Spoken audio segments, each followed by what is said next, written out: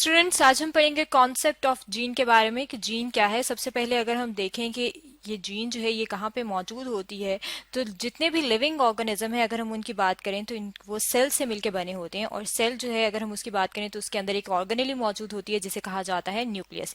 यहाँ पे जो आप अपने सामने डायग्राम देख रहे हैं इसमें ये न्यूक्लियस दिखाया गया है, ये जो सर्कल वाला पार्ट है। और इस न्यूक्लियस के अंदर जो है ये थ्रेड लाइक स्ट्रक्चर्स मौजूद होते हैं जिन्हें कहा जाता है क्रोमोसोम। और ये जो क्रोमोसोम है अगर हम इनकी बात करें तो यहाँ पे जो है ये क्रोमोसोम के अंदर इसका वरासती मादा मौजूद होता है, यानी कि हेरिडिटी मटेरियल मौजूद होता है। और ये हेरिडिटी मटेरियल जो है ये क्या होता है, ये डीएनए होता है। और ये जो डीएनए है अगर हम इसकी बात करें तो इस डीएनए का जो अगर हम शॉर्ट सेगमेंट ले लें, यानी कि डीएनए के जो शॉर्ट सेगमेंट होता है उसे कहा जाता है कि ये क्या है, ये जीन है। यानी कि अगर हम बात करें, डिफाइन करें जीन को कि जीन क्या है, तो जीन क्या है, nucleotide sequence of short segment of DNA. यानी कि ये जो है, ये जो आपको नजर आ रहा है ये पूरा जो है ये डीएनए बताया गया है।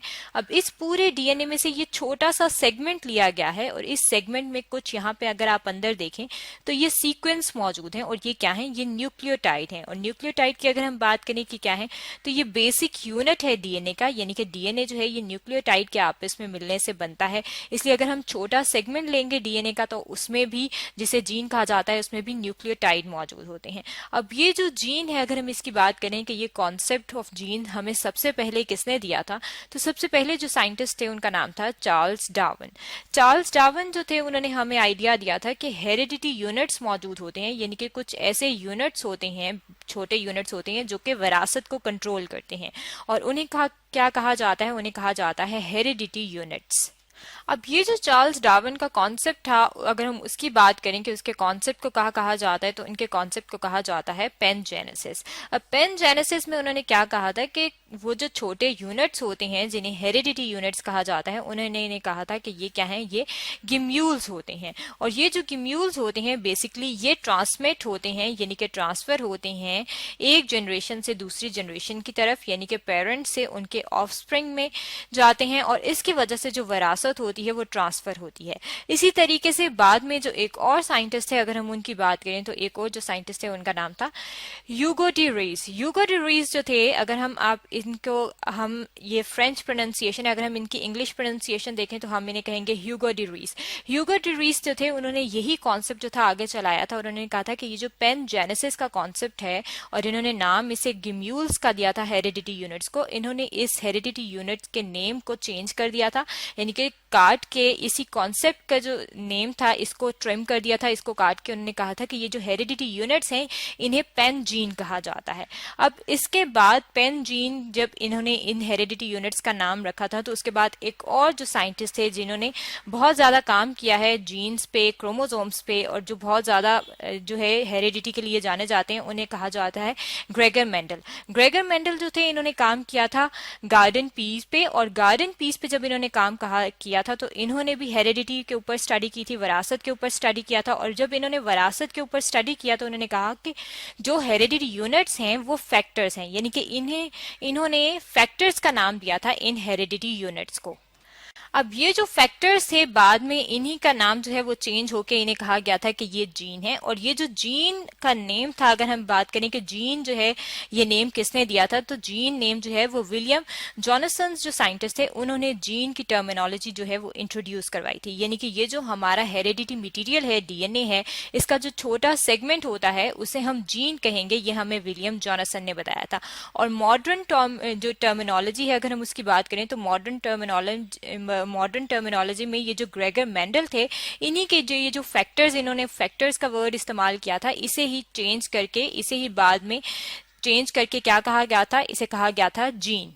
अब अगर हम बात करें कि ये जो जीन्स हैं ये मौजूद कहाँ पे होते हैं, तो ये समझने के लिए हम यहाँ पे अपने सामने एक और डायग्राम ले आते हैं। ये हमने बात की थी कि जो न्यूक्लियस है उसके अंदर थ्रेड लाइक स्ट्रक्चर्स मौजूद होते हैं और उन्हें कहा जाता है क्रोमोसोम। यहाँ पे ये जो आपको ब्लू कलर की डायग्राम नजर आ रही है ये क्या है, ये क्रोमोसोम है। और ये क्रोमोसोम्स जो है अगर हम इसके नंबर की बात करें कि ये कितने नंबर होते हैं, तो लिविंग ऑर्गेनिज्म के अंदर इसका नंबर वेरी करता है। यानी कि अगर हम ह्यूमंस की बात करें, इंसानों की बात करें, तो उसके अंदर इस तरह के 46 क्रोमोसोम्स जो हैं वो मौजूद होते हैं। और अगर हम इस ये जो पूरा है ये अगर हम इसकी बात करें तो ये क्रोमोसोम है, और ये जो सिर्फ इसका एक साइड वाला अगर हम हिस्सा ले लें तो ये क्या है, ये इसका क्रोमेटिड कहलाता है। और अगर हम इसका ये वाला पार्ट लें तो ये हमें डीएनए नजर आ रहा है, और ये डीएनए का अगर आप इसको ओपन करके देखें तो यहाँ से इन्होंने एक छोटे से हिस्से के ऊपर, छोटे से सेगमेंट के ऊपर जीन लिखा है। और ये जो जीन है, ये जो छोटा सा सेगमेंट है, ये कहाँ पे मौजूद है, अगर आप इसको लिंक करें इस डायग्राम को दोबारा से, तो ये क्रोमोसोम्स के ऊपर मौजूद है।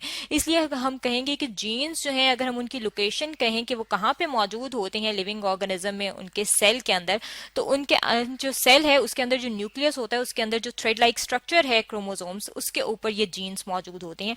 और जीन्स जिस जगह पे मौजूद होते हैं, यानी कि वो लोकेशन जहाँ पे क्रोमोसोम्स के ऊपर ये मौजूद होते हैं, उसे कहा जाता है लोकस। अब अगर हम बात करें जीन्स की कि जीन्स जो है वो किस तरह से एग्जिस्ट करती हैं, तो जीन्स जो है वो ऑल्टरनेट वर्जन में एग्जिस्ट करती हैं।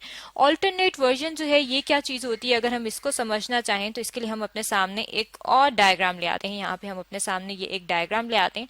अब इस डायग्राम में अगर आप देखें तो यहाँ पे जो है ये आप देख सकते हैं कि ये होमोलोगस क्रोमोसोम दिखाए गए हैं। होमोलोगस क्रोमोसोम कौन से क्रोमोसोम होते हैं, जो मैचिंग क्रोमोसोम होते हैं, जो एक जैसे होते हैं और जो पेयर अप होते हैं। अब यहाँ पे अगर आप देखें तो क्रोमोसोम्स के ऊपर जीन दिखाई गई है, एक जो है ये रेड कलर की दिखाई गई है और दूसरी जो है ये ब्लू कलर की दिखाई गई है। ये दोनों जो है ये जीन्स है, और ये जीन्स जो है अगर आप देखें, एक जो है वो कैपिटल ए करके लिखा गया है और दूसरे जो है वो इसके साथ वाला जो इसका क्रोमेटिड है उसके ऊपर ये स्मॉल ए करके लिखा गया है। सॉरी, जो क्रोमोसोम है उस पर ये स्मॉल ए करके लिखा गया है। अब ये कैपिटल और स्मॉल जो है, जब ये जो इस तरह से हम लिखते हैं तो इन्हें हम कहते हैं कि ये ऑल्टरनेट वर्जन है, और ये ऑल्टरनेट वर्जन में ये जीन की एलील जो है वो एग्जिस्ट करती हैं। अब ये जो कैपिटल ए है ये इस स्मॉल ए की एलील है, और ये जो स्मॉल ए है ये इस कैपिटल ए की एलील है। और ये जो स्मॉल ए और कैपिटल ए है, अगर हम इनमें से जो कैपिटल है इसके लिए अगर हम बात करें तो ये हम इसे कहते हैं कि ये डोमिनेंट है, यानी कि ये डोमिनेंट एलील है। और अगर हम बात करें स्मॉल की, तो स्मॉल हम ज्यादातर जो है, जो अब हम स्टडी करते हैं जीन्स के बारे में या क्रोमोसोम्स के बारे में, तो जब हम स्मॉल अल्फाबेट से लिखते हैं तो इसका मतलब होता है कि वो रिसेसिव है। अब डोमिनेंट और रिसेसिव का क्या मतलब है? डोमिनेट अगर हम बात करें तो इंग्लिश में डोमिनेट का मतलब होता है जो ज्यादा जाहिर हो। अब डोमिनेंट जो जीन होगी वो लिविंग ऑर्गेनिज्म पे उसका इफेक्ट ज्यादा होगा, वो नोटिसेबल होगा, इसलिए हम उसको कहते हैं कि ये डोमिनेंट है। और जो रिसेसिव होती है वो मास्क हो जाती है, यानी कि उसका इफेक्ट, इस एलील का इफेक्ट जो है वो हमें लिविंग ऑर्गेनिज्म में नजर नहीं आता, इसलिए हम इसे कहते हैं रिसेसिव है। लेकिन इसका हरगिज ये मतलब नहीं है कि डोमिनेंट है तो दूसरी रिसेसिव जो है वो मौजूद नहीं होती, बल्कि जीन जो है वो एग्जिस्ट ही एलील्स की फॉर्म में करती है, और डोमिनेंट और रिसेसिव जो है ये दोनों एलील्स जो है मौजूद होती हैं। और ये एलील्स किसकी हैं? ये हैं जीन की। तो ये तो था कॉन्सेप्ट ऑफ जीन के बारे में स्टडी, जो कि आज हमने देखा है।